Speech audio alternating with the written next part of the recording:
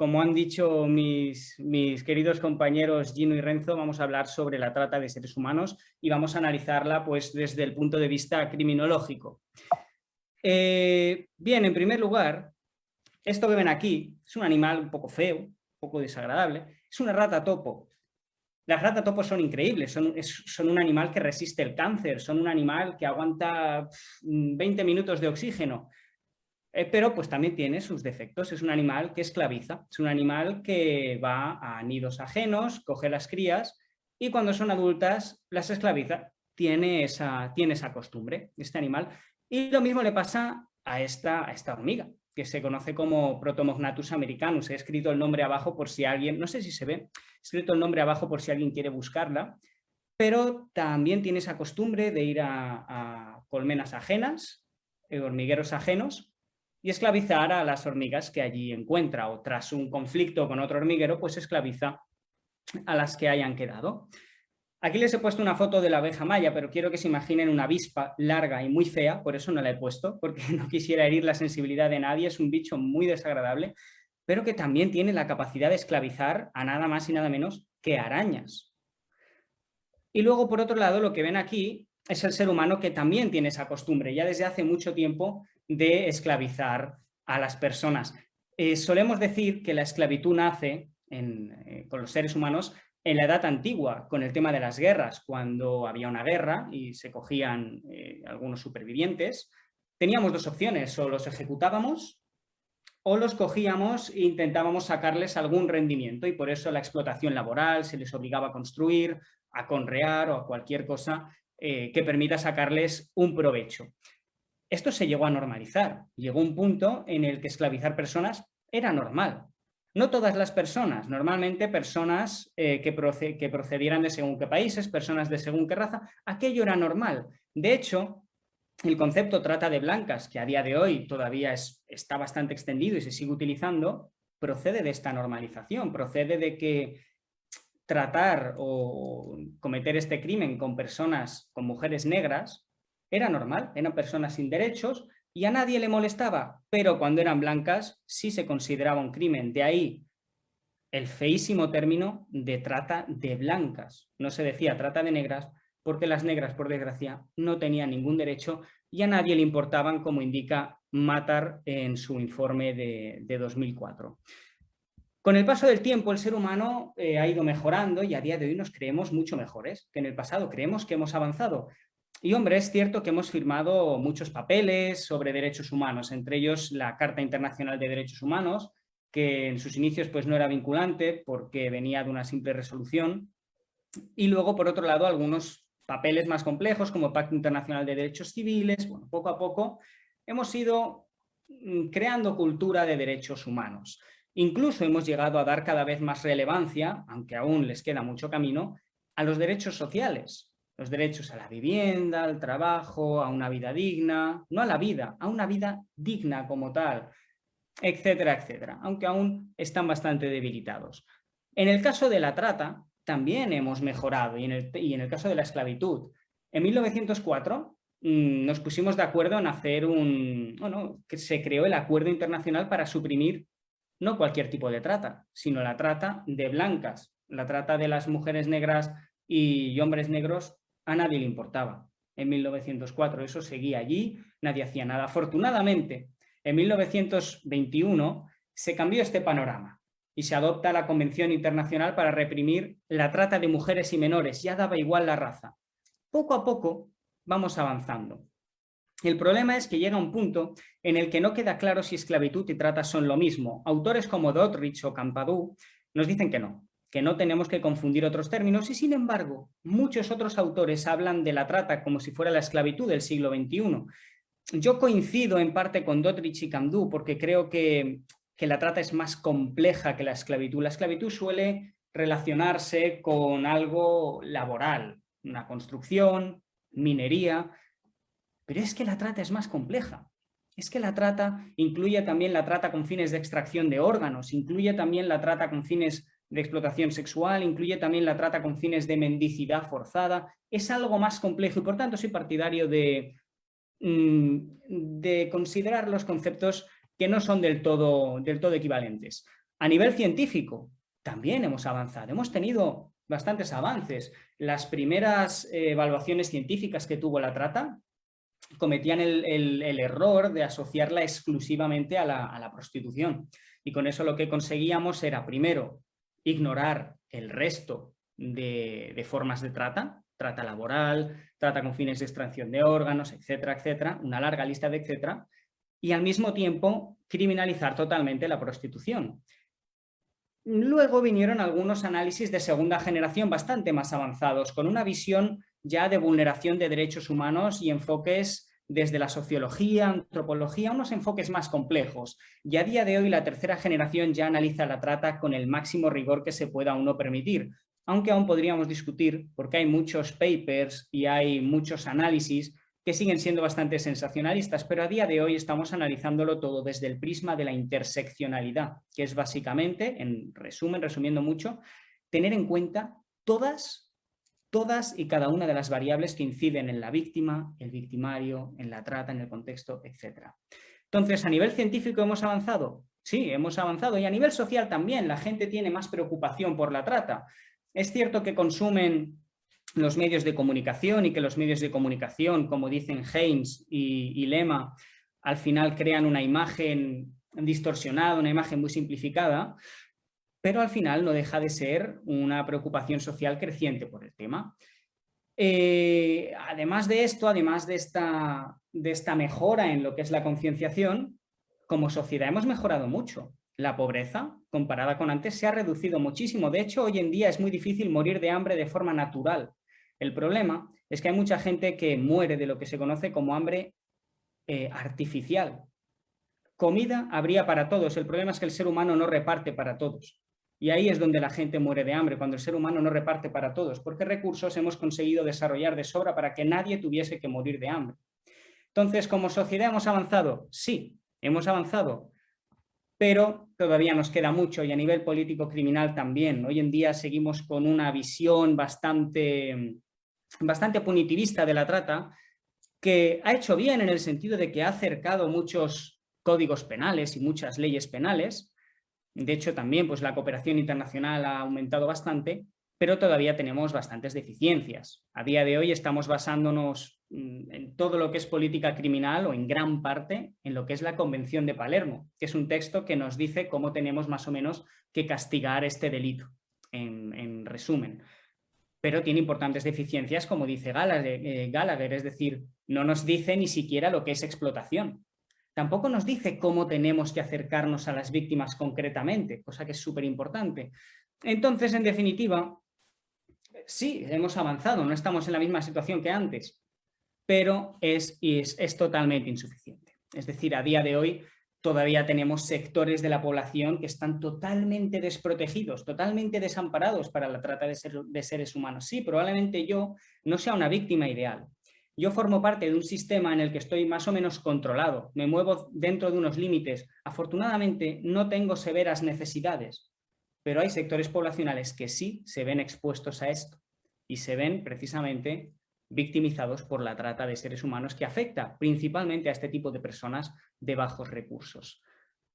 Con todo lo que hemos progresado, ¿por qué sigue existiendo la trata de seres humanos? Es decir, todo lo que hemos progresado, esta importancia de los derechos humanos, este aumento de la riqueza mundial, ¿por qué sigue existiendo la trata de seres humanos? Pues en realidad es bastante sencillo, por tres motivos que son más que evidentes. El primero, siguen existiendo personas vulnerables. Esto me recuerda a la estrategia migratoria que utilizan muchos países, de fortalecer las fronteras.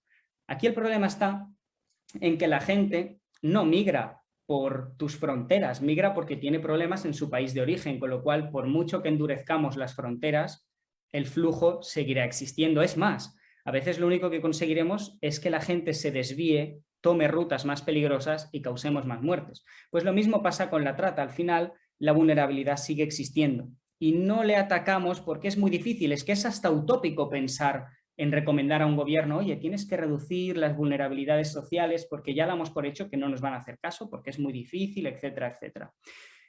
Y luego, por otro lado, sigue existiendo la posibilidad de sacar rentabilidad a estas personas. Si existieran unos mecanismos de control muy rigurosos en todo lo que es el ámbito laboral, La trata con fines de explotación laboral no podría existir como existe hoy en día. Y luego, finalmente, existe la posibilidad de hacerlo impunemente. Vamos a desarrollar cada uno de estos apartados. En primer lugar, este es un gráfico que encontramos en el informe de la 1DC, el último informe, que es el de 2020, que nos dice qué aprovecharon los tratantes de la víctima. Podemos ver que el 51% de los casos es una necesidad económica. Si una persona tiene necesidad económica y yo le ofrezco un trabajo, al final lo aceptará, si no le queda otra vía, por muy malas que sean las condiciones. Y esto al final hace que muchas personas pues acaben metiéndose en estos círculos de trata y acaben siendo víctimas. Vemos también cosas como la enfermedad mental, el estatus migratorio de una persona también es un punto clave para la trata. Ese miedo a ser expulsado a veces actúa como amenaza. Oye, que sepas que yo soy el único que te va a dar trabajo. Que sepas que si no trabajas para mí, puedo decirle a las autoridades tu condición de migrante irregular. Que sepas que te puedo congelar el sueldo. Que sepas, etcétera, etcétera, etcétera. Todo esto son vulnerabilidades que los tratantes, por desgracia, aprovechan porque existen. Pero es que en este gráfico no está todo. No está todo. A nivel mundial hay hay fenómenos que también fomentan la trata de seres humanos y el primero de todos ellos son los conflictos armados. Los conflictos armados, ¿qué generan? Pues, por un lado, generan gente que huye. Gente que huye. Toda esta gente que se está desplazando constantemente, los refugiados, toda esta gente que huye de su territorio son un blanco fácil para los tratantes y para muchos otros tipos de delincuencia. Porque al estar desplazándose, los controladores sociales del delito desaparecen, los factores de protección desaparecen, las necesidades se incrementan y por tanto tenemos gente que acude al tráfico de personas para poder cruzar alguna frontera, gente que se endeuda, gente que se ve obligada a adoptar estrategias negativas de supervivencia, etcétera, etcétera. Y por otro lado, también genera la necesidad de tener combatientes. Y aquí es donde, por desgracia, encontramos los niños combatientes, niños que pasarán antes que los adultos en un campo de minas, escudos humanos, etc. Todo esto lo provocan los conflictos armados. El terrorismo, otro problema también que fomenta la trata de seres humanos. ¿Por qué? Porque la usan para financiarse, igual que usan el tráfico de animales, igual que usan muchos otros delitos de tráfico. Y la cultura, aunque parezca que no, a veces acude o a veces es una especie de paraguas para proteger determinadas formas de trata, tal y como se definen en el protocolo de Palermo. Por ejemplo, algunas culturas de algunos países ven en la mendicidad una enseñanza de humildad para algunos jóvenes. Pues ya está, si yo tengo una sociedad que me defiende el poder coger a un menor y ponerlo como mendigo, fácilmente podré hacer trata en ese sentido. O algunas culturas que, por desgracia, por severas necesidades, ven normal que un niño de 9 años trabaje en una mina. Pues todo esto son cosas que al fin y al cabo encubren lo que conocemos como trata de seres humanos. Y por otro lado, la desigualdad. O sea, creemos que cuando se rompió el talón de acero, etcétera, y todos estos acontecimientos históricos, creímos que la desigualdad pues, se iba a reducir, pero evidentemente esto no fue así. Sí que hay países que se han desarrollado mucho. ¿Qué países son estos? Los que estaban preparados en ese momento para asumir el capitalismo, pero hay otros países que no estaban preparados para ello y lo único que hemos hecho es incrementar la distancia entre unos y otros. Y actualmente lo que vemos es que normalmente los países de bajos recursos son una fuente de víctimas y los países desarrollados son una fuente de, digamos, consumidores de estas víctimas o un destino final de algunas de estas víctimas. No de todas, porque ya veremos que al final los grandes desplazamientos no son el modus operandi principal de la trata de seres humanos. Con respecto a las formas de explotación, vemos que la explotación sexual es la principal y la sigue en los trabajos forzados, la trata con fines de explotación laboral, seguida a su vez de la explotación con fines delictivos, es decir, obligar a una persona a cometer delitos, que esto es muy complejo. Es muy complejo. Cuando yo obligo a una persona a delinquir, socialmente es delincuente y víctima al mismo tiempo. Y esto a nivel de política criminal es muy complicado de tratar, porque hay muchos países que evidentemente lo consideran criminal, pero es que al mismo tiempo es una víctima. Esto pasa con los niños que son adoctrinados desde pequeños para el terrorismo. Al mismo tiempo son una víctima, porque esos niños han sido sustraídos, han sido adoctrinados, etc. Todo esto, al final, es muy complejo a nivel de política criminal. Más allá de este gráfico, hay algunas tendencias que hay que tener claras. Por un lado, la trata sexual no es que se esté reduciendo, no se está reduciendo como tal, más bien lo que está pasando es que estamos detectando más trata con fines de explotación laboral.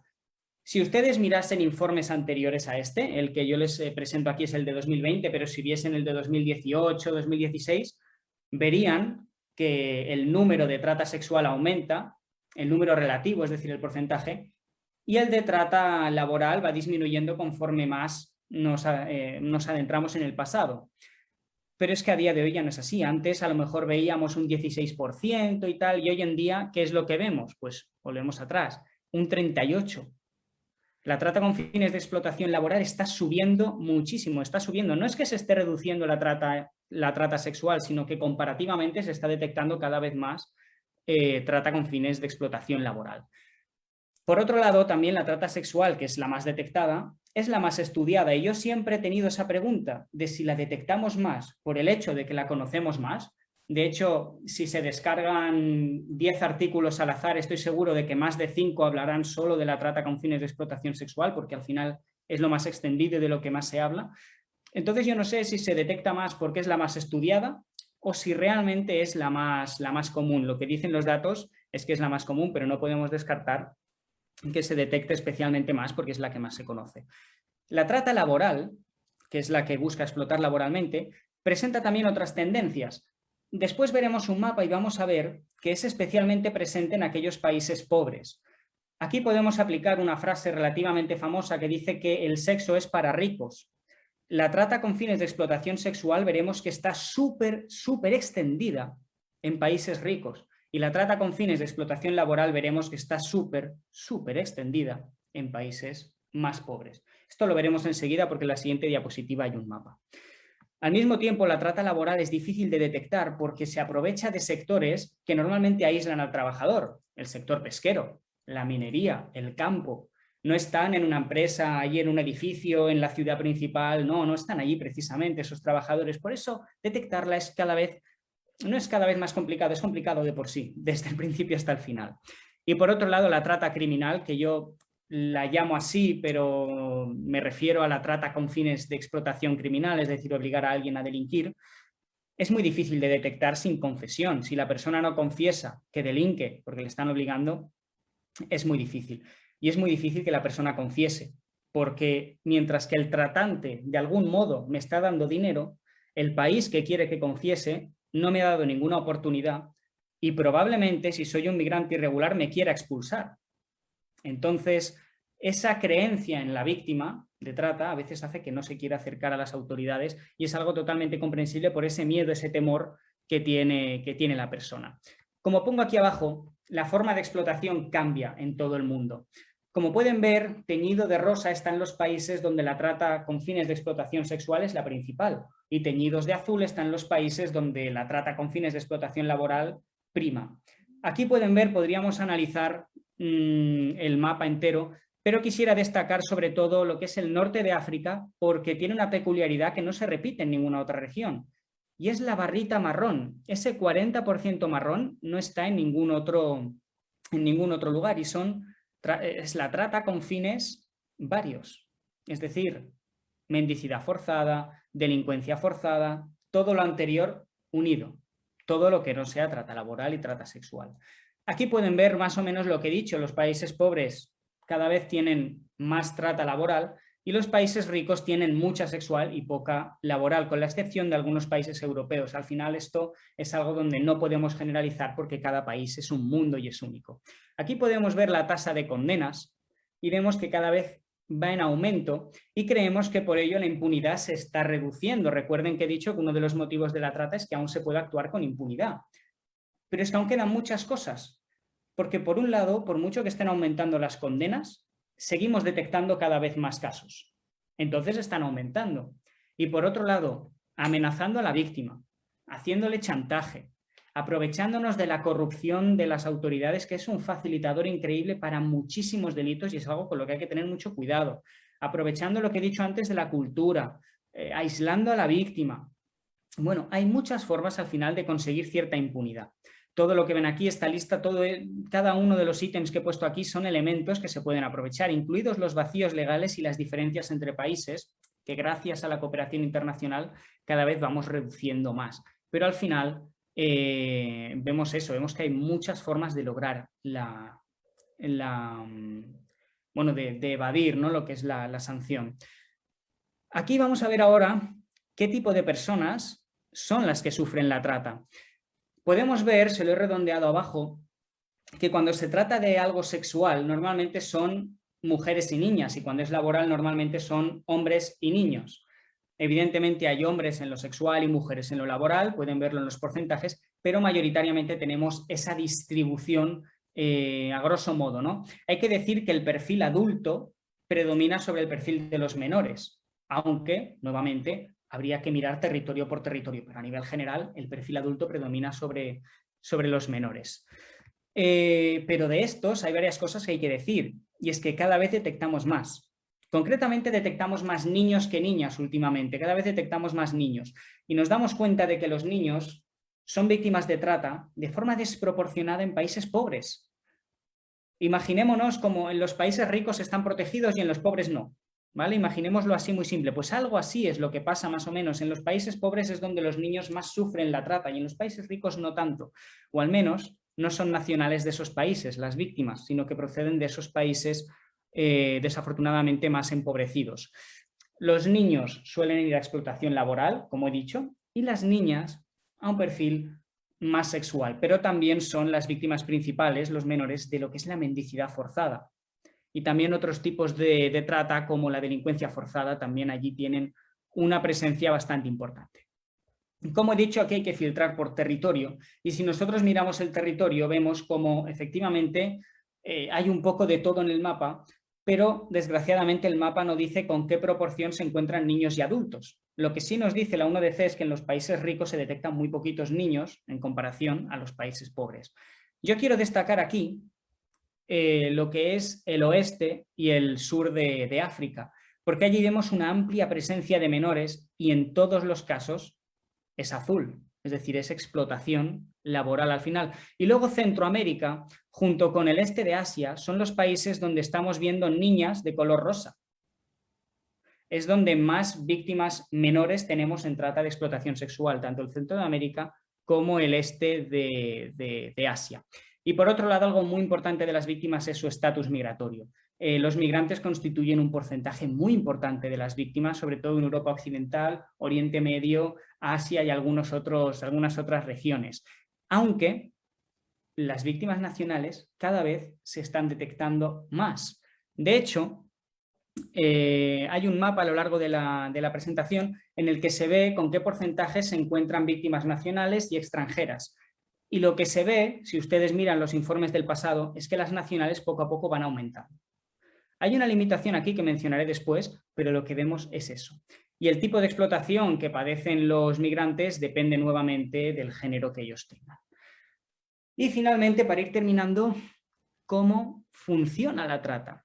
Hemos hablado de por qué existe, hemos hablado de a qué tipo de personas afecta y ahora vamos a ver cómo funciona. Lo que sabemos a grandes rasgos, porque evidentemente si supiéramos exactamente qué país es el origen, qué país es el de tránsito, qué país es el de destino, si supiéramos todo esto no existiría trata. Lo que sabemos es a grandes rasgos cómo funciona. Y de entrada sabemos que tenemos unas estrategias de captación de las víctimas y luego estrategias de mantenimiento. No solo tienes que captar a la víctima, tienes que hacer que se quede contigo, porque si no, no la vas a poder explotar. Entonces, en ese momento de la captación hay muchas estrategias y de hecho son bastante ingeniosas, desafortunadamente. Por eso a veces es tan difícil atacar este tipo de estrategias. No suelen incluir violencia, sino engaños y engaños astutos. Hubo un caso de una mujer, estaba buscando un piso, no recuerdo el país, pongamos que era estadounidense, de hecho creo que era estadounidense, o canadiense, juraría que era canadiense, estaba buscando un piso, una casa y de alguna manera los tratantes se dieron cuenta de lo que estaba buscando. Se hicieron pasar por una inmobiliaria y la convencieron para ir a visitar un piso. En ese piso la drogaron, la violaron, lo grabaron y todo eso lo utilizaron para después chantajearla y obligarle a cometer algún que otro ilícito penal. Me parece que era falsedad documental o algo así lo que le obligaban a cometer, pero no lo recuerdo mucho. Son estrategias que no incluyen violencia como tal, sino que te atraen a través del engaño. Te atraen, te cazan a través del engaño. De hecho, hay estrategias de pesca. Ellos ponen el anzuelo, una oferta de empleo o, en este caso, pues un anuncio de una casa a un precio irresistible o cualquier cosa. Y luego otro tipo de estrategias que son de caza, de ir a por la víctima, ir a la víctima y ofrecerle cosas, atacarle, engañarle o lo que sea. Y luego están las estrategias de mantenimiento, que estas ya... Esto es otro cantar. Aquí ya sí que hay violencia, normalmente. Aquí en las estrategias de mantenimiento hay violencia, no siempre explícita, también hay violencia más bien en forma de amenaza y algunas amenazas bastante fuertes, como, oye, si no haces esto me voy a cargar a tu madre, me voy a cargar a tu hermano, sé dónde está tu familia, y otro tipo de violencia pues menos potente, ¿no? Tengo información tuya, la puedo dar a las autoridades, la puedo dar a según qué persona, etcétera, etcétera.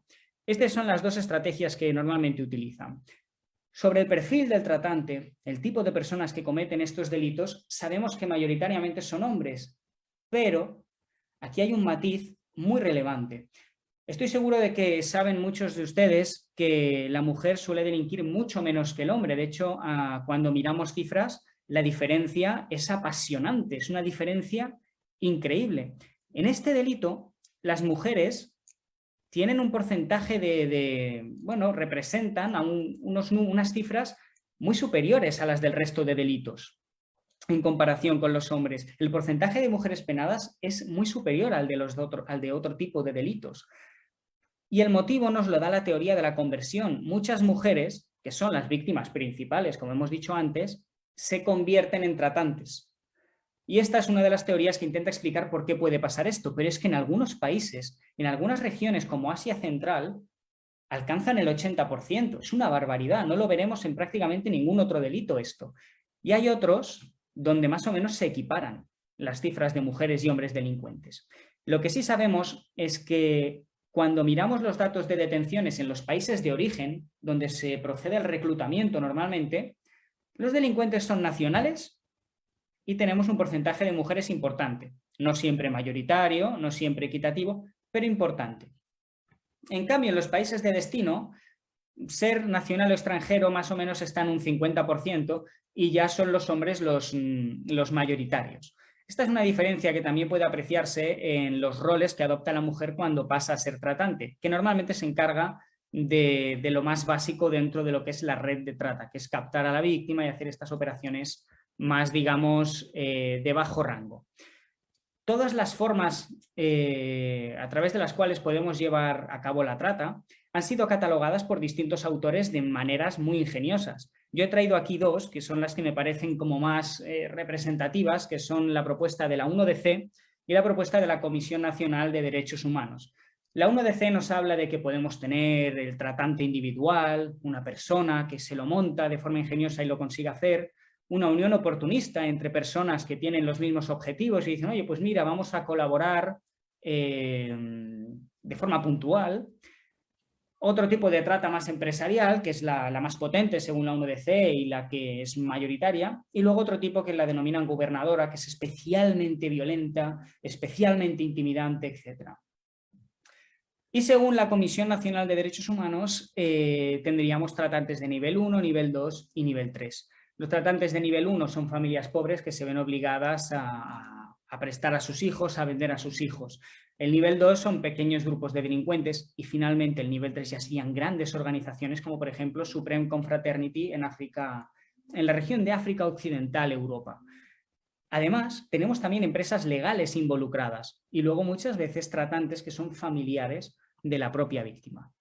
Dentro de todo lo que se puede hacer, hay varios papeles que puede adoptar el tratante, bien sea empresa, bien sea individual, bien sea lo que sea. Burke y Burgin nos hablan nos dan una lista de roles más o menos exhaustiva y nos hablan del reclutador, el que vigila, el que transporta, el que falsifica documentos. Empiezan a darnos como un montón de tareas que se pueden realizar dentro de la trata. Yo les recomiendo acudir a estos autores porque han trabajado mucho esto de los roles que pueden adoptar los tratantes. Y Shelley es otro autor que también ha tratado mucho esto y nos los clasifica en varios tipos. Yo destaco aquí el del empresario violento porque encaja con lo que decíamos un poco de la 1DC, de esa unión empresarial. Y además con algunos grupos también encaja que están actualmente actuando en los Balcanes. Lo que pasa es que no recuerdo el concreto nombre de estos grupos. Finalmente, para terminar, última diapositiva. Lo habitual en la trata, cuando hay flujos internacionales, no es que la víctima cambie de continente o recorra larguísimas distancias. Evidentemente hay víctimas que han pasado de un continente a otro, las hay, pero lo que más se detecta son víctimas con poco desplazamiento. Esto es lo que la 1DC llama víctimas de la misma subregión. Para la 1DC, una subregión, digamos que es el espacio que se agrupa en 3 países, ¿vale? Que son países vecinos. Ese espacio que se comprime entre esos 3 países sería una subregión. Es una agrupación de 3, 4 países que son vecinos, no es algo más grande que eso. Y luego ya cuando habla de región, pues nos habla de continentes como tal. Pues normalmente las víctimas son de la misma subregión, es decir, del país vecino o nacionales o cosas por el estilo. Rara vez se encuentran víctimas de países muy lejanos. Aquí, Europa del Sur es una excepción, aunque cada vez menos. Allí las víctimas sí que suelen venir de países lejanos. Por otro lado, hay que decir que aunque el desplazamiento no sea grande, aunque yo no te cambie de continente, si yo te mantengo en tu país, pero te desplazo 200 kilómetros, aún así te estoy desplazando muchísimo, te estoy sacando de tu círculo, te estoy sacando de tu zona de confort, te estoy aislando de tu gente, estoy desprotegiéndote. Dicho todo esto, paso ya a enseñar el mapa final, donde vamos a ver cómo esto de las víctimas nacionales, de la subregión y de otros países se configura alrededor del mundo. Aquí podemos ver en rosa, desgraciadamente solo en rosa, porque yo lo hubiese separado, las víctimas tanto nacionales como de la misma subregión. A mí me gustaría que la 1DC separase en víctimas nacionales y de la misma subregión, pero lo agrupa todo en esta barra de color rosa que podemos ver. Luego tenemos una barra marrón, que son víctimas que vienen de otra subregión, y en amarillo, un color amarillo raro, encontramos las víctimas que vienen de regiones diferentes. Podemos ver cuál es la que predomina. Claramente la rosa en prácticamente todos los países, salvo en lo que es el sur de Europa y el norte de África. Esto se puede profundizar más, pero evidentemente ya requeriría pues prácticamente una hora entera. Hasta aquí la exposición. Espero que haya sido del agrado de todo el mundo, que les haya aportado mucho. Y para cualquier duda, sugerencia o si quieren el informe en el que me he basado o cualquier cosa, pues aquí les dejo mi correo y el de la asociación a la que represento, que es Criminology Fair. Muchas gracias por la atención. Muchas gracias, Alejandro, por tu brillante exposición.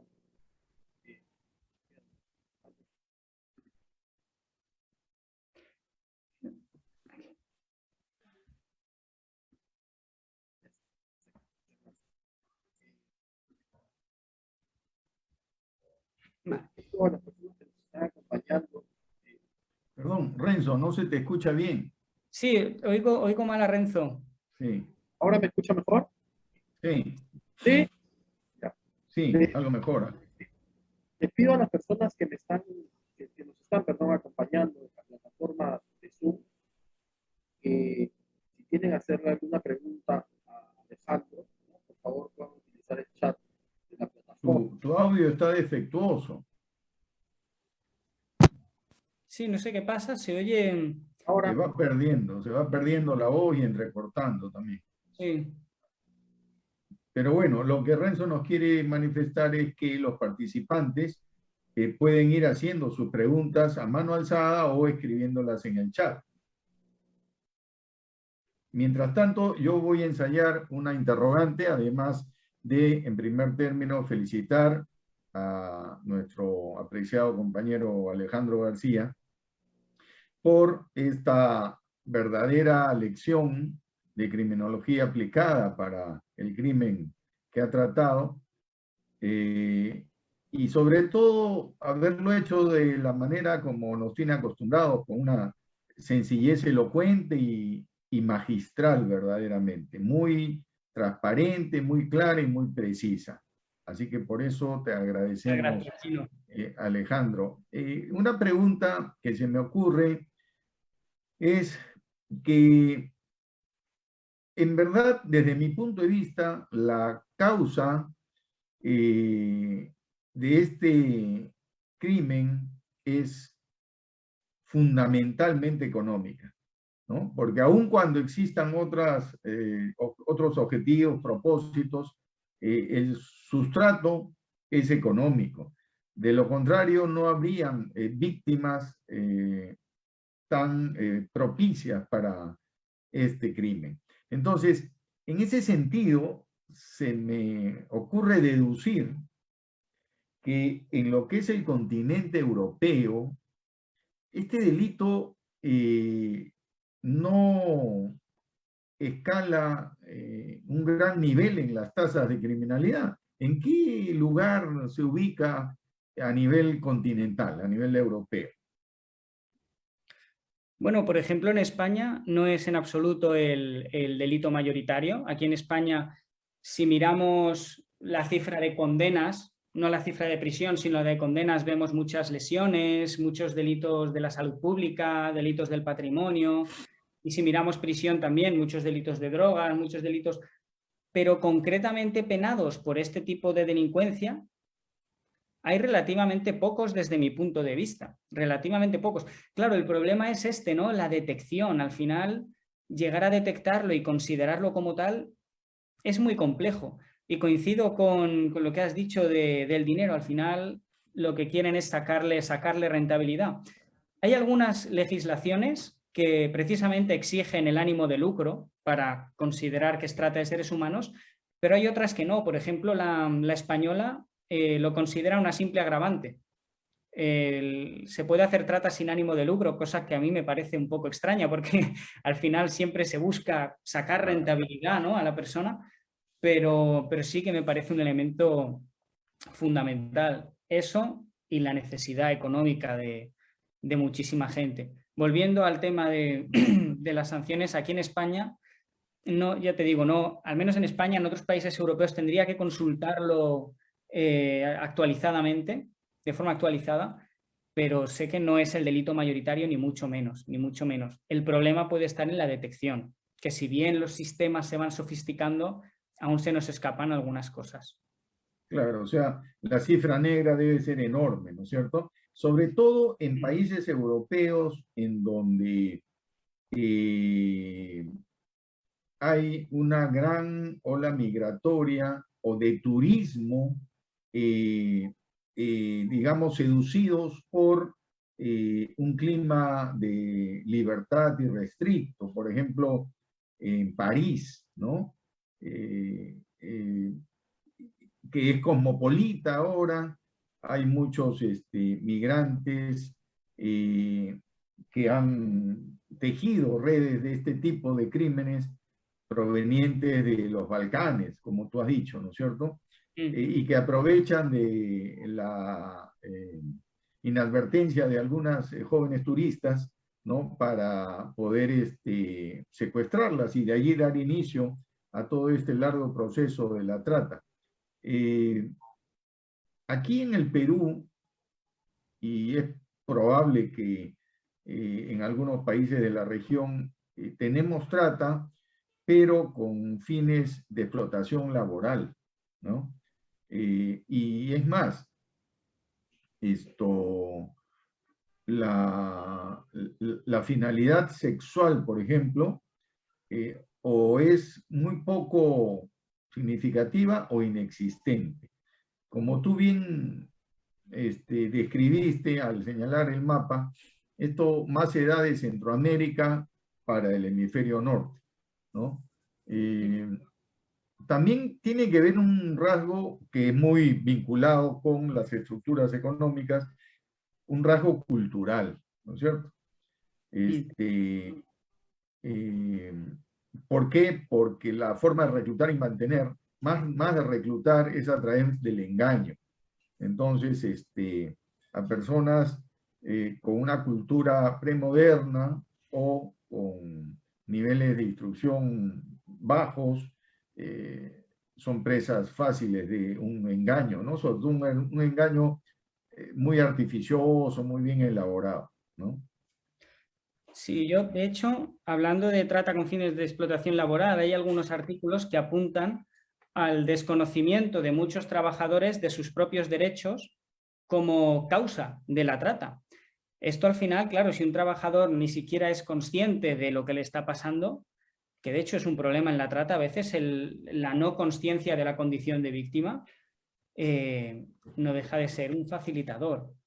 Además de que ya dicen, la propia 1DC dice también que uno de los motivos de la trata con fines de explotación laboral es la reducción drástica en general, incluso en los trabajos legales, de las condiciones laborales o del acceso al empleo y todo esto. Y los engaños están a la orden del día y hay algunos que son realmente, están muy bien maquillados y muy bien camuflados. Aquí en España se habló, estuve hablando hace 2 años aproximadamente con una organización que se encarga de víctimas y nos hablaban de tratantes que conseguían víctimas a través del romanticismo, a través de lo que se conoce como la técnica del lover boy. Un hombre que seducía a una mujer normalmente de Rumanía, porque aquí en España hay muchas víctimas que proceden de allí, y de alguna manera la conseguía convencer para que fuese a vivir con él. Y lo que es un hecho es, según me confirmaron ellos mismos, SICAR, se denomina la organización que no le he mencionado, lo conseguían. Lo conseguían. O sea que los engaños dependen, sí, o sea, dependen mucho de la consciencia y el conocimiento de la propia persona. En este caso, lo que he explicado yo, el conocimiento de los riesgos de la red y luego el conocimiento de los derechos laborales, las oportunidades, etcétera, también facilita mucho la trata. Al final el desconocimiento ayuda a engañar. Claro, claro. Y la otra pregunta que se me ocurre es si es que estas organizaciones no gubernamentales tienen identificados algunos clanes o mafias dedicadas a estos crímenes y que son perseguidas en Europa, ¿o no? Sí, tienen algunos nombres. Por ejemplo, la que he dicho antes de la Supreme Confraternity. Tienen, por ejemplo, esta la tienen fichada, tienen algunas otras que lo sospechan, pero sí que hay grandes grupos criminales que tienen el ojo puesto. Por ejemplo, creo recordar que leí hace tiempo, a riesgo de equivocarme, pero creo recordar que leí antes del coronavirus, la yakuza japonesa. Leí que estaba también involucrada en trata de seres humanos y bueno, muchos otros grupos también que estaban metidos en todo esto. Sobre todo en los Balcanes hay varios grupos. También hay que tener en cuenta que esto, un profesor brillante que tuve me lo expuso, que a veces el término crimen organizado lo desdibujan las propias autoridades, porque voy a poner un ejemplo muy, muy sencillo. Yo detecto dos chavales o 3 están delinquiendo y digo, uy, esto es un grupo criminal, ¿no? Pero a lo mejor no son un grupo organizado ni nada, son 3 chavales que han cometido el delito juntos y ya está, no tiene más. Entonces lo bautizo como crimen, en este caso grupo criminal, y en las estadísticas aparece como tal. Claro, si aplicamos esto a la organización, al final empezamos a decir, sí, este caso es de crimen organizado, este no, este sí, este no. Y al final las propias autoridades lo desdibujan. Y él me dijo, ten en cuenta el concepto de crimen desorganizado, que al final son personas que no forman parte de un grupo concreto, sino que simplemente colaboran entre ellas. Pues en el tráfico de animales, por ejemplo, yo tengo loros y sé que hay una persona que viaja a Europa. Pues bueno, yo contacto con ella y que los lleva a Europa.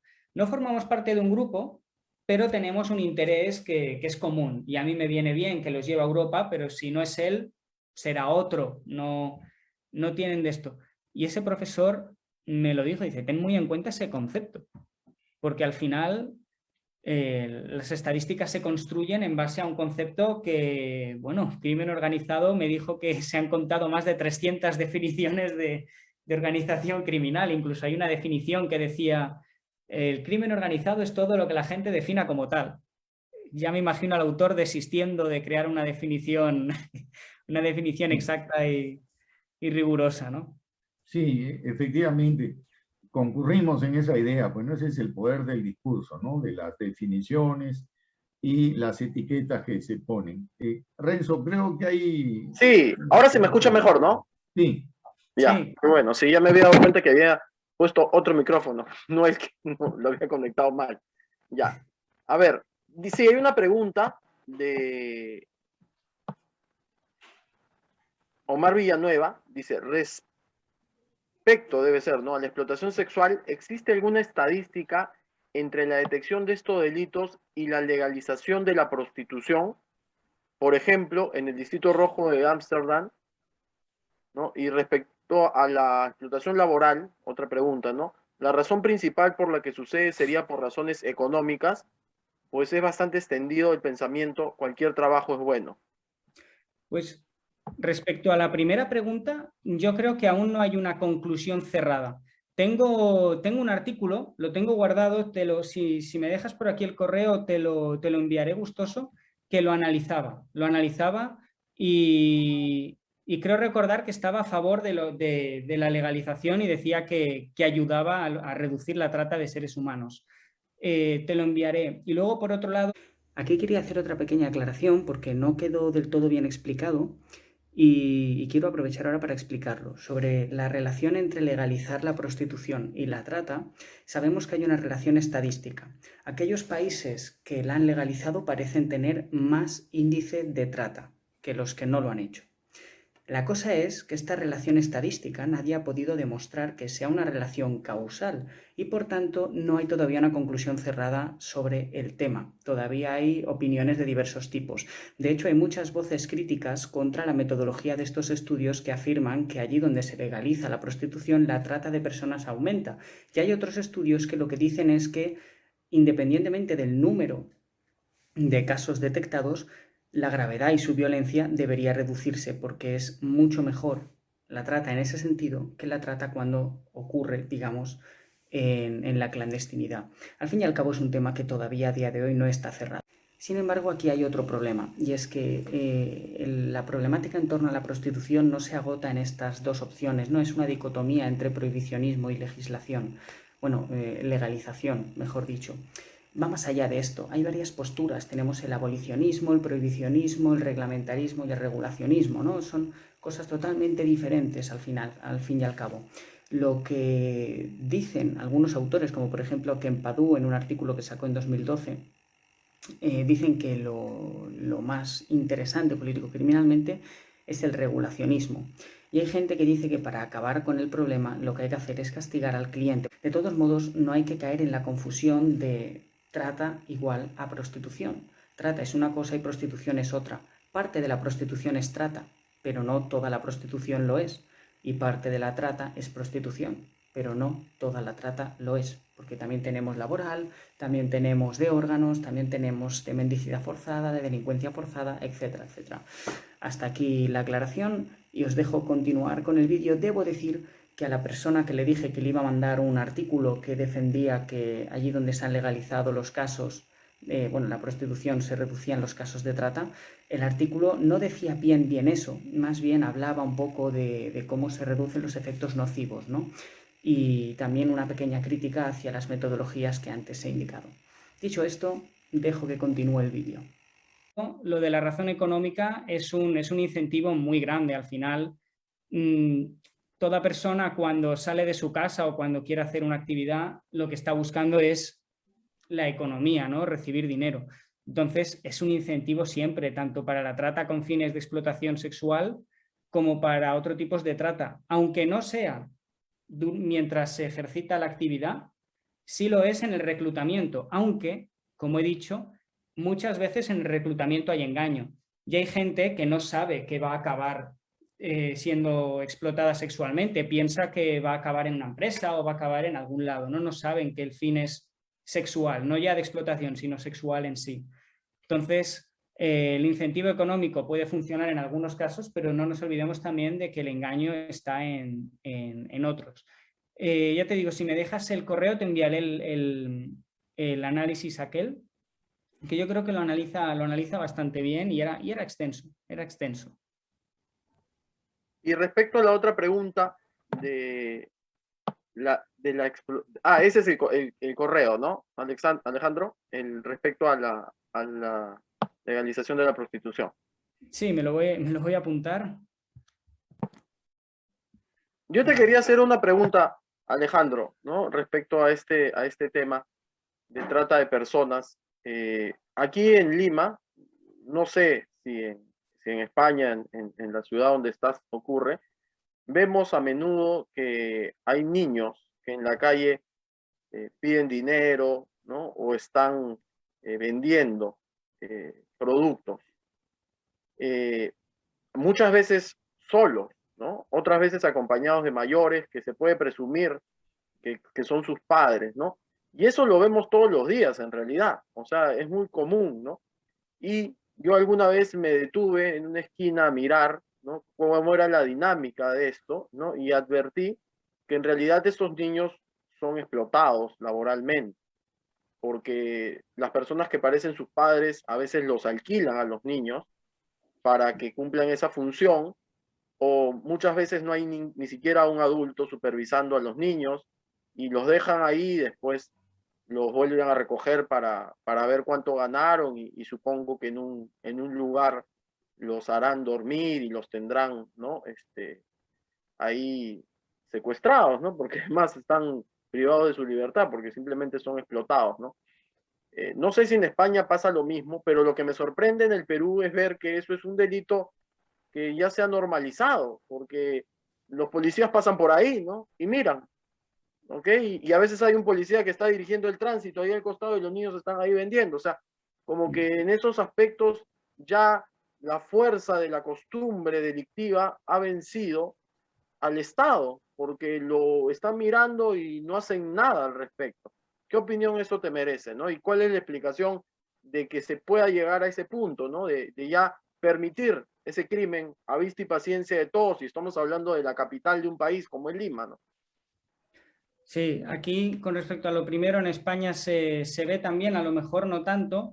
Yo no he sido nunca testigo directo, pero sí que conozco gente que ha sido testigo directo de cómo luego venía alguien a exigirle a la persona que le diera lo que había recaudado o una parte.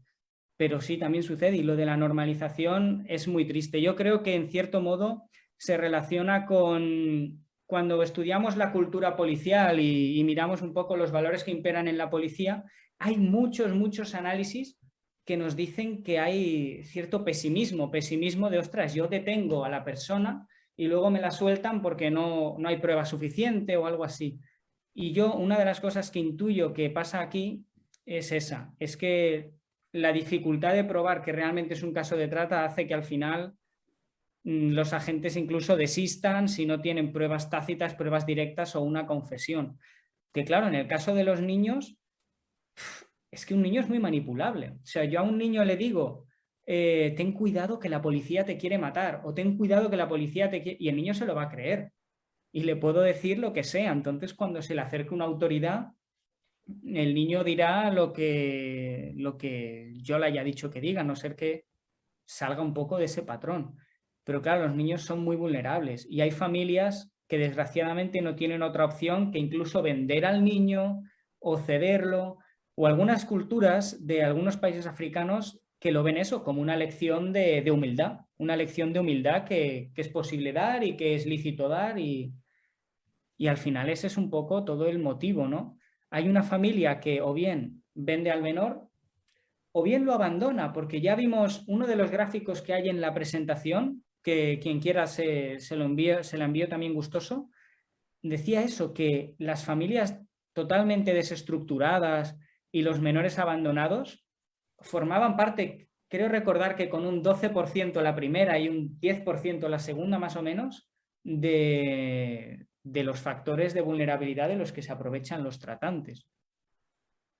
Entonces, al final yo creo que la explicación va un poco por allí. Al final el niño está allí porque o bien secuestro, cosa que no, la 1DC no parece que le dé mucha importancia en estas regiones de las que hablamos, o bien eso, una cesión del niño por severísimas necesidades económicas, abandono del menor por parte de los padres, cosas de estas.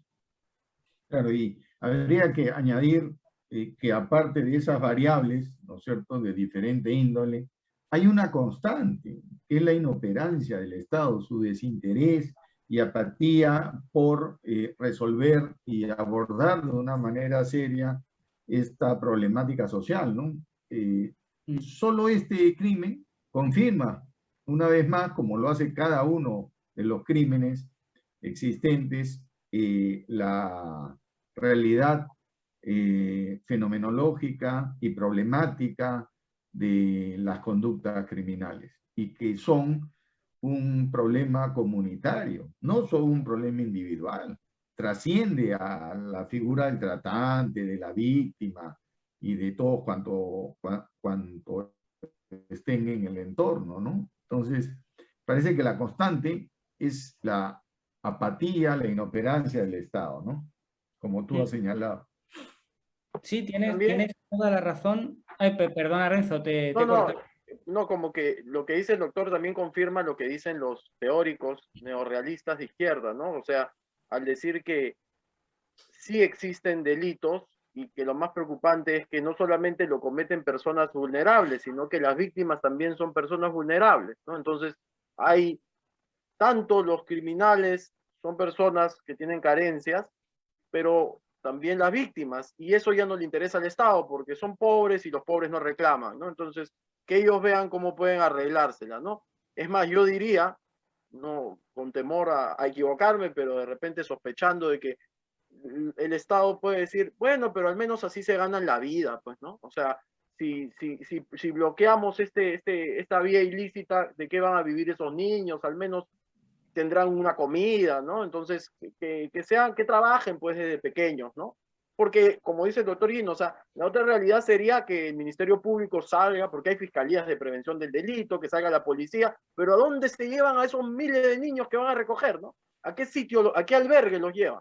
Si el Estado no está dispuesto a costear, ¿no? A que los lleven a una casa hogar, a que el Estado los alimente, se preocupe por su educación, no. Entonces, como no pueden hacer eso, mejor nos hacemos de la vista gorda, y ese es nuestro problema. Total, ellos son pobres, ¿no? Que no va a reclamar, ¿no? Ellos son ciudadanos de segunda clase, ¿no? Y ahí está. Y desde el prisma del neoliberalismo viene a ser un gasto social menos para el Estado, ¿no? Claro, ¿no? Y además agregaríamos que es mucho, digamos, eso, ¿no? Que me olvidé de comentarle a Alejandro, que se ve, en realidad, estas personas no se van a ir a mendigar a los distritos más carenciados como ellos, sino los ves en los mejores distritos de Lima, ¿no? O sea, y la gente les da dinero, en realidad. Yo veo que sí les dan, ¿no? Entonces se ha vuelto hasta como para que el que tiene dinero se sienta un poco menos culpable regalándole una moneda al que menos lo tiene, ¿no? Hasta ya tiene una lógica cultural, ¿no? De pagar mis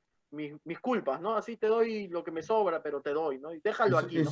Eso que acabas de decir se transforma también en una técnica de marketing o de publicidad, digamos, que utiliza lo infantil para poder vender más sus productos. Resulta que en este mes, que es en el que festejamos el bicentenario de la independencia, muy temprano, 7 de la mañana, ¿no? En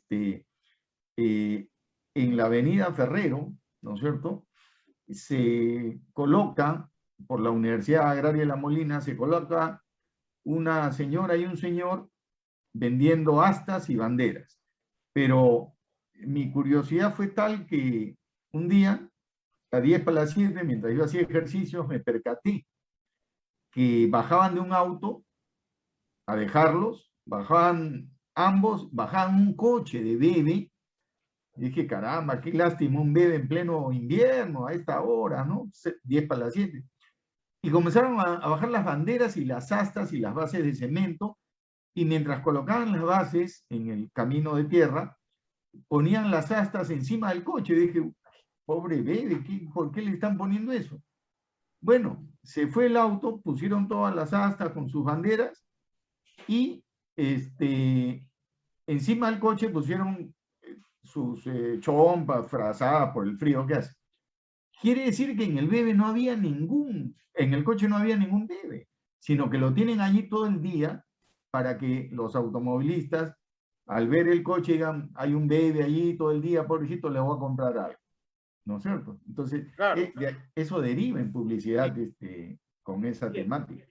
Eso al final es como una delegación, ¿no?, de responsabilidad que ha hecho el Estado en el ciudadano. O sea, al principio, con la concepción del estado del bienestar, era como innegable, ¿no? Corresponde al Estado garantizar un mínimo nivel. Pero como que poco a poco el Estado ha conseguido que sea el ciudadano el que es el responsable de dar esa limosna, El Estado ha como conseguido delegar esa responsabilidad al ciudadano. Sí, bueno, Así es. eso es cierto. Por otro lado, también se ha comentado algo que me ha parecido lo ha dicho antes Gino, que me ha parecido magistral, porque es verdad que nos dibujan muchas veces la trata, que es complejísima. De hecho, yo antes he hablado de la trata con fines de mendicidad forzada, pero confieso que es de las partes de la trata que con menor profundidad he llegado a estudiar, porque es tan extensa la trata de seres humanos que al final, y tan compleja, que al final tienes que estar actualizado con todos los temas, es muy complicada de conocer al dedillo. Pero precisamente esa complejidad es lo que no se transmite. Es decir, a la gente le gustan las respuestas simples y lo que decía Gino es verdad, la gente ve una víctima y un tratante, pero esa víctima y ese tratante están en un contexto, con unas condiciones sociales determinadas, una ley determinada, unas condiciones económicas, todo es muy complejo. Y pasa lo mismo cuando vemos explicaciones de los medios de delincuencia por parte de extranjeros. No, delinquen porque son extranjeros. Claro, a la gente esa explicación le fascina porque es una explicación sencilla a un problema complejo y eso a la gente le encanta. Pero es una respuesta, ¿cómo puedes hacer ciencia con una explicación tan, tan nimia, ¿no? ¿Dónde están las variables? ¿Dónde está todo? Tan reduccionista, ¿no? Sí. Bueno, acá en realidad creo que, aparte de los casos de trata de personas que, como dijo el doctor Gino en la introducción, se ven en la selva del Perú como Madre de Dios, ¿no?, que es un lugar en donde ya, digamos, todo el mundo sabe que hay una trata de personas, de explotación de mujeres y todo lo demás, y también de explotación infantil en otros sectores. Hace poco, ¿no? Bueno, hace poco no, pero no mucho tiempo pasó, hubo un incendio, ¿no? Y habían unos chicos que estaban trabajando dentro de unos contenedores y los habían encerrado ahí a los chicos con candados, ¿no? Y se comenzó a incendiar el edificio, ¿no? Y ahí estaban estos chicos, prácticamente no podían salir y murieron ahí estos dos chicos encerrados en un lugar, esclavizados, en en un container, con ¿no? candado, en Sí. pleno centro de Lima. Lima. Pero creo que eso es esclavitud, Renzo. No sé qué dirá Alejandro, como inició la conferencia. Me parece que eso es esclavitud, ¿o no, Alejandro? Concretamente, esas personas estaban en un contenedor encerradas, ¿no? Por lo que ha dicho Renzo. Sí. Sí, pero encerradas trabajando. O sea, ingresaban no vivían ahí, ¿eh? Ingresaban muy temprano, 7 de la mañana, y salían 7 de la noche. Eran dos jóvenes de 19, 20 años que habían aceptado ese tipo de modalidad laboral, digamos, ¿no? Y adentro hacían el trabajo y pasaban sus alimentos adentro, sus necesidades seguramente también, ¿no? Porque por fuera les echaban candado. O sea, lo dejaban ahí, pues, ¿no? O sea, Sí. todo el día hasta Claro. que lamentablemente pasó el incendio, no pudieron salir, ¿no? O sea, y ahí quedaron. Ese container estaba, como muchos otros, en la azotea de un gran edificio, un edificio vetusto, pero inmenso, y todo el edificio se incendió. Pero sus ocupantes, todos eran trabajadores, ¿no? Informales o formales, salieron, ¿no? Pero estos no pudieron salir y se quemaron vivos ahí en el container. Entonces, ¿eso si sería nos ayudas a esclavitud o distinguir. sería trata de personas? Bueno, a ver, claro, es que la definición de esclavitud depende del ángulo que lo mires. Si lo miras desde un punto de vista estrictamente legal, claro, dependerá de lo que diga la ley, pero yo creo que a nivel científico habría que analizar el caso, pero claro, podría encajar tanto dentro de trata como dentro de esclavitud. Yo creo que este es uno de los casos precisamente donde ambos términos pueden caber. De hecho, por la información que tengo hasta ahora, yo diría esclavitud o explotación laboral a secas, porque claro, no podemos confirmar si es trata o con la información que Claro. tengo ahora. Yo diría explotación laboral completamente. Y ese es uno de los pocos casos que al menos se conocen, ¿no? Porque se incendió el lugar, porque si no, nadie sabría que ahí estaban esos jóvenes ahí explotados, ¿no? O sea, ahí encerrados, ¿no? Parecía recontra imaginario eso, ¿no? Que alguien se deje encerrar, ¿no? Sí. ¿no? Y seguramente para los estudiantes que están expectando esta audición, si nos puedes ayudar, Alejandro, con la diferencia esencial entre esclavitud y trata a nivel criminológico. Porque se me ocurre otro ejemplo que alguna vez lo leí en un medio serio, ¿no? Que daba cuenta que estas empresas que venden ropas son empresas con marcas famosas y tenían embarcaciones de gran calado que operaban en alta mar, allí donde ningún país tiene soberanía, por lo tanto la legislación laboral es inexistente. Entonces eran buques factoría que estaban repletos de personas que eran laboralmente explotadas sin ningún tipo de derechos laborales y en condiciones pues verdaderamente infrahumanas, que pasaban meses en alta mar en estos buques factoría produciendo ropa para marcas famosísimas, ¿no? Entonces, si nos ayuda a saber la diferencia esencial a nivel criminológico entre esclavitud y trata. Bueno, es algo, yo creo que allí hay varias opiniones. Hay algunos estudios que se han centrado a medir la diferencia entre trata y explotación laboral, pero muchos tienen una visión estrictamente legalista. Yo creo que si me voy a lo fundamental, que al final no son términos que sean diferentes como tal. El problema yo creo es que el concepto de trata es más extenso, ¿no? Creo que el concepto de trata abraza al de esclavitud. Entonces, no te puedo decir, por ejemplo, que la trata de seres humanos sea cuando hay paso de fronteras, porque ya hemos visto que hay muchas víctimas que son nacionales. Entonces, desde mi punto de vista, la esclavitud sería una forma de trata, pero no son sinónimos, porque la trata va más allá. O sea, está la trata con fines para extraer los órganos de la persona. Es más extensa la trata desde mi punto de vista. Por eso algunos autores la nombran como la esclavitud del siglo XXI. Son dos conceptos que yo defiendo no tratarlos como sinónimos, pero no me refiero con eso a que sean dos conceptos separados como podría ser hurto y robo, ¿no? Que legalmente aquí en España pues uno es con violencia y el otro no, ¿no? Aunque Sí. hay artículos que se han centrado en esa cuestión de distinguir la trata con fines de explotación laboral de la explotación laboral en sí.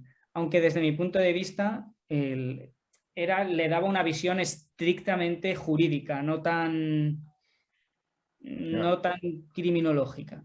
Ahora, si nos atenemos al origen de estas figuras, podríamos concluir en que la esclavitud somete a un individuo de manera ilegal e ilegítima y lo hace propiedad del amo. O sea que el esclavo pasa a estar al servicio exclusivo y excluyente del amo, si nos atenemos al origen histórico, digamos, ¿no? y modernamente eso podría ser, desde el punto de vista laboral, con trabajos forzados, ¿no? Mal remunerados, con negación de derechos laborales o con explotación sexual, pero no para en beneficio de terceros, sino de el mismo amo y señor, digamos. Quizás podría ser un criterio de diferenciación. Bueno, por ejemplo, en la trata de seres humanos también vemos esa sensación de propiedad y de hecho es bastante demoledor porque a veces las víctimas se contrabandean, se compran y se venden las víctimas de trata entre organizaciones, grupos o simplemente entre individuos y a veces el precio es francamente bajo. De hecho, el mismo informe de la 1DC, el de 2020, mencionaba un poco por dónde oscilaban los precios sin dar una cifra cerrada, pero decía eso, que también había compraventa de víctimas de trata y los precios eran bajos, eran muy bajos, que se le daba un valor a la vida humana irrisorio totalmente. Por eso que es muy difícil distinguir entre los dos términos y yo desde mi punto de vista, a riesgo de equivocarme, porque creo que es algo que no tiene una solución o una respuesta cerrada, el concepto de esclavitud estaría dentro de lo que es el concepto de trata, siendo este más extenso. No sé si se me escucha o se me ha ido. Sí, la escuchamos. Bueno, si nos ceñimos a lo normativo, Alejandro, al menos en el Código Penal peruano, Sí. ¿no? O sea, en realidad es más o menos lo que tú dices, ¿no? O sea, que el artículo 153 del Código Penal que regula la trata de personas, luego vienen otras formas, ¿no? De trata de personas, profundizan en lo que es la explotación sexual y luego agregan lo que es la esclavitud, ¿no? Entonces, podríamos decir que es algo más específico la esclavitud, ¿no? Algo más específico la explotación sexual, que hay otras formas más agravadas de trata de personas, ¿no? Pero, por ejemplo, ya esto es algo normativo, ¿no? O sea, es la manera como lo han configurado penalmente. Claro. Aquí que le dan a la trata de personas una característica que dice que retiene, ¿no? En el territorio de la República o para su salida o entrada al país, ¿no? Con fines de explotación a las personas, ¿no? Es como que está condicionado a que no lo deje salir, ¿no? A que no lo deje salir del territorio de la República, ¿no? Y que lo capte, ¿no? Y que lo traslade, o sea, como que es un secuestro nacional, ¿no? En cambio, la explotación, en cambio la esclavitud es algo que puede ser como el doctor Gino estaba diciendo, ¿no? O sea, que en un momento se va a su casa inclusive, pero él de todas maneras, digamos, acepta su condición de esclavitud y regresa, ¿no? Y sigue siendo explotado económicamente por esta persona, ¿no? Que es su amo, podríamos decir así, ¿no? Eso sería, digamos, un poco la diferencia, ¿no?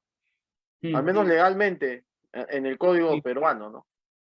Una de las cosas uno de los problemas principales que hay con la trata es esta, que al final sí que es cierto que existe el protocolo de Palermo que intenta crear una definición homogénea, pero uno de los problemas era que un país te la define de una manera, otro país de otra, otro país de otra manera, unos países consideran que un caso es de trata y otros que no, y todo eso luego se traduce en estadísticas que están sesgadas desde el inicio por un criterio que es más o menos subjetivo, que al final se plasma en la ley, y al final este es uno de los problemas. Por eso a mí siempre me gusta intentar separar lo que es una definición criminológica de una definición jurídica, aunque a veces es tarea muy complicada, porque a mí, por ejemplo, me condiciona mucho la ley española para definir delitos, ¿no? Pero al final intento eso, como trascender lo que es la ley, sobre todo porque a mí lo que me gusta son los delitos a nivel internacional y transnacional. Entonces ahí es donde me doy cuenta de que las diferencias entre legislaciones pues causan estas confusiones, ¿no? Que no sabemos dónde empieza un término, dónde acaba otro. Y a nivel internacional es un auténtico lío. Sí. El tema va en que Sí, ¿no? Y ahí se generan hasta problemas de colaboración internacional, ¿no? Sobre todo cuando estamos hablando de trata a través de organizaciones, ¿no? Doctor, bien, su audio.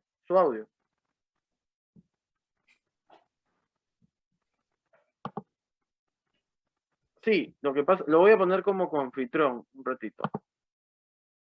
Ya. ¿Ya puede? Ya, Ya. parece que tuvo un problema de conectividad. Sí. Salimos momentáneamente del aire. Bueno, no sé si hay otra pregunta, de lo contrario, para no mortificar tanto a Alejandro, porque ya en España son 9:30, me parece, 10:30.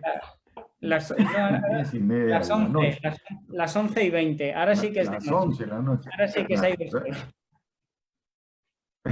Vamos a proceder a exhibir el diploma de reconocimiento, Renzo.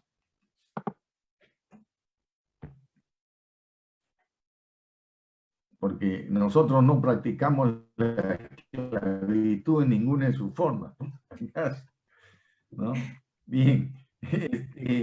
Mi muy apreciado Alejandro, en el diploma que estamos exhibiendo y que te vamos a hacer llegar al término de esta reunión, lo estamos otorgando a tu persona como testimonio de agradecimiento y retribución por la magnífica conferencia que has tenido a bien obsequiarnos hoy día. Muchísimas gracias y un cálido abrazo, Alejandro. Muchísimas gracias a vosotros, que ya sabéis que siempre un placer. Siempre un placer. Muchas gracias por invitarme. Gracias a ti. Un cálido abrazo. Bien, nos vemos. Nos vemos y agradecer a todos los que nos están acompañando en la plataforma de Zoom y también en la página del Facebook del Centro de Estudios de Criminología, y nos despedimos hasta otra oportunidad. Muchas gracias. Bien. Adiós, que le vaya bien.